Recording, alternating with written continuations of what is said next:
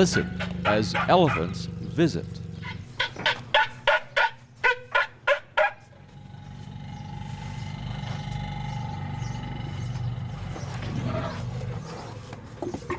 Few people ever get to eavesdrop on elephants, but at this unusual farm in the middle of Arkansas, elephants live, talk, and have babies.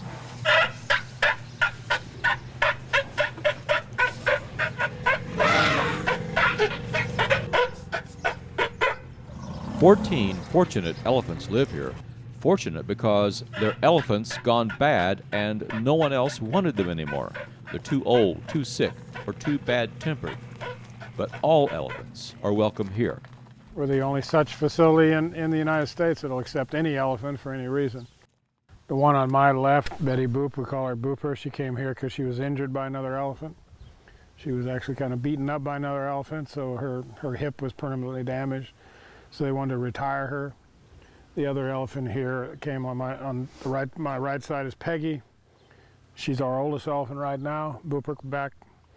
She's about 46 years old, and they just wanted to retire her and let her live out her days in retirement.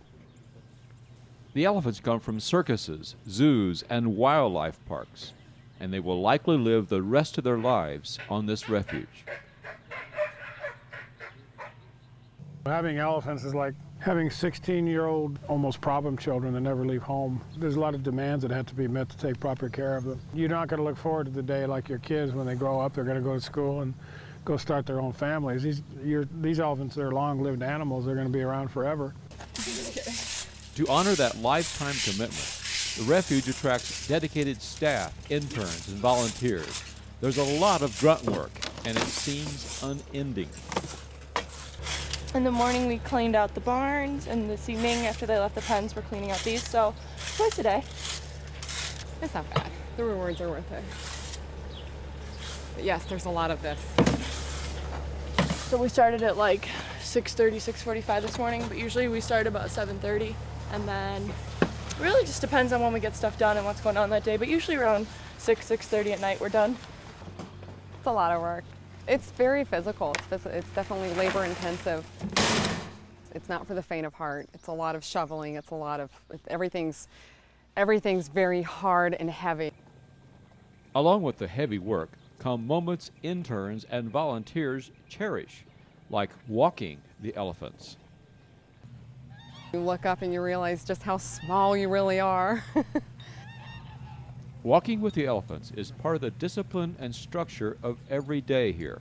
We have to have enough support people there to be able to deal with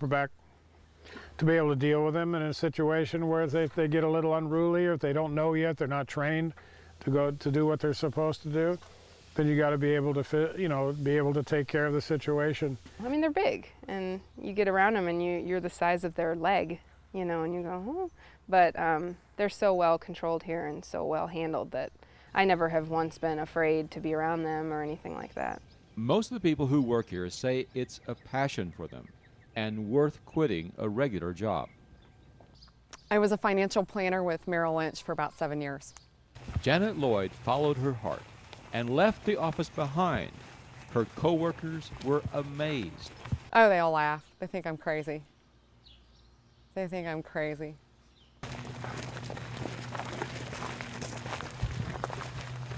I've always had a thing for elephants since I was very young.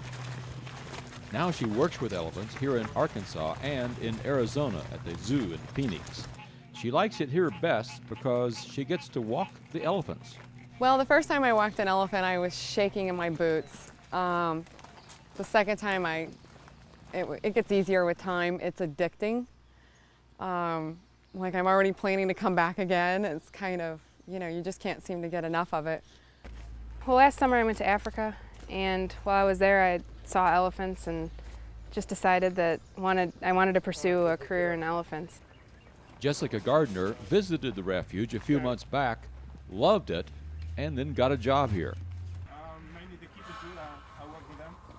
They do most of the Jessica does all kinds of work, including getting an elephant ready for a pedicure. And I've loved elephants since I was a little girl. I mean, this is my dream. I've wanted to do this since I was little and finally got enough guts to do it.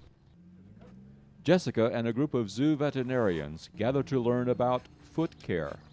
A major part of the Riddle Elephant Sanctuary mission includes training and research.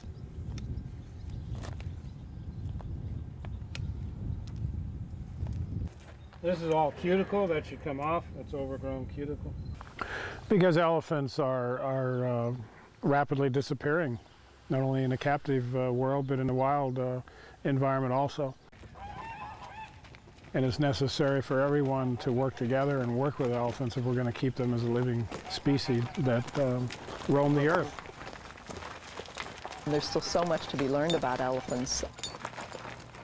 Well, a lot of these elephants were basically removed from a herd when they were very young. So they've not really had opportunities to necessarily know what they're supposed to do as elephants. And so in order to try to get them together as a group and to start to learn some social skills, you do have to have a structured environment for them. It's pretty simple. It's like raising kids. You know, if they're doing something that's not good, you just tell them no, and they learn pretty quickly.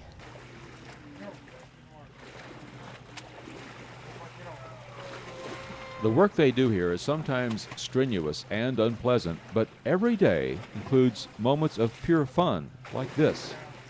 It's all life at the Riddle Elephant Sanctuary in Arkansas, a place experts come to learn, a place elephant lovers enjoy these magnificent animals so close to their hearts. They're amazing creatures. I mean, there's still so much we don't know about them. There's so much to learn about them, and they're so unique. They're not like any other animal. They're huge, you know, so they're a little intimidating, but they're very beautiful animals, and I think that's what the appeal is that they're just so unique.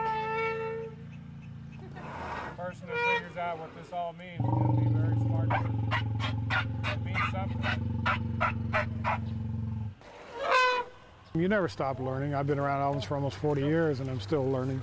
I'll never know everything. You learn a lot about the elephants, but you also learn a lot about yourself. You learn a lot about what you can do, and I think that's pretty important. Mankind's been fascinated with elephants for thousands of years. It's just fascinating to me, the entire overall aura of the elephant. But for being an animal so popular, there's not enough scientific data on their behavior, how they're made. I mean, they're so unique in so many ways. We need to do all of that if we're going to keep them alive. If they're going to survive as a viable species.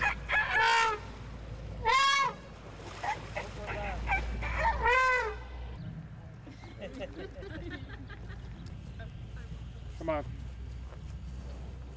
I take great pride in the fact that I'm lucky enough to be one of the people that maybe can try to find some of the answers.